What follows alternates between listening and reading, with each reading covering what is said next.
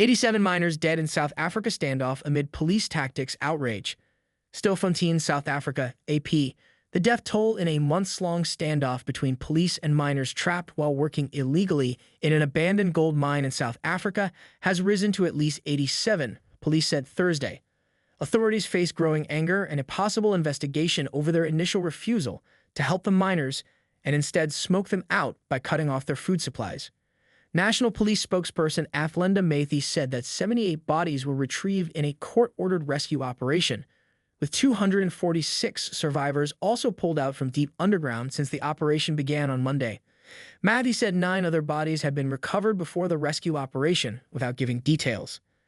Community groups launched their own rescue attempts when authorities said last year they would not help the hundreds of miners because they were criminals. The miners are suspected to have died of starvation and dehydration, although no causes of death have been released.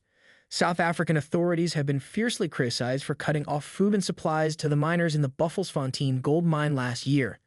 That tactic to smoke them out, as described by a prominent cabinet minister, was condemned by one of South Africa's biggest trade unions.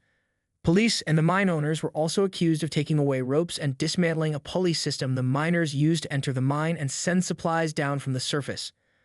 A court ordered authorities last year to allow food and water to be sent down to the miners, while another court ruling last week forced them to launch a rescue operation.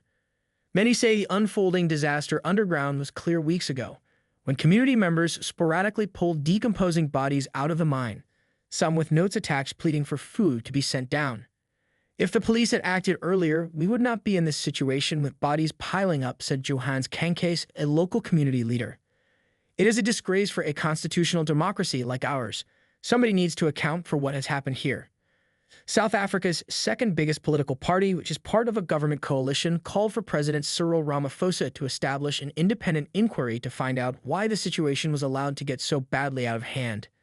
The scale of the disaster underground at Buffelsfontein is rapidly proving to be as bad as feared, the Democratic Alliance Party said. Authorities now believe that nearly 2,000 miners were working illegally in the mine near the town of STILFONTEIN, southwest of Johannesburg, since August last year.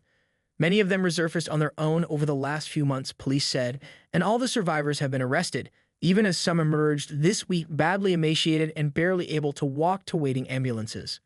A convoy of mortuary vans arrived at the mine to carry away the bodies. Maddie said at least 13 children had also come out of the mine before the official rescue operation. Police announced Wednesday that they were ending that operation after 3 days and said they believed no one else was underground.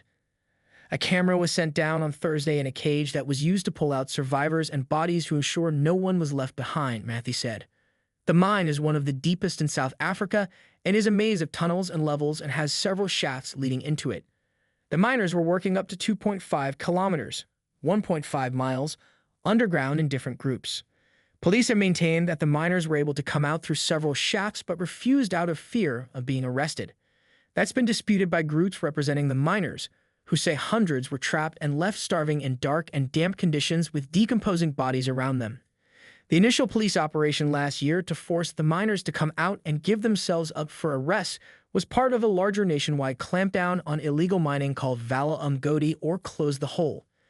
Illegal mining is often in the news in South Africa and a major problem for authorities as large groups go into mines that have been shut down to extract any leftover deposits. Gold-rich South Africa has an estimated 6,000 abandoned or closed mines. The illicit miners, known as zama-zamas, hustlers, or chancers in the Zulu language, are usually armed and part of criminal syndicates, the government says, and they rob South Africa of more than $1 billion a year in gold deposits. They are often undocumented foreign nationals, and authorities said that the vast majority who came out of the Buffelsfontein mine were from Mozambique, Zimbabwe, and Lesotho, who were in South Africa illegally. Police said they seized gold, explosives, firearms, and more than $2 million in cash from the miners and have defended their hardline approach.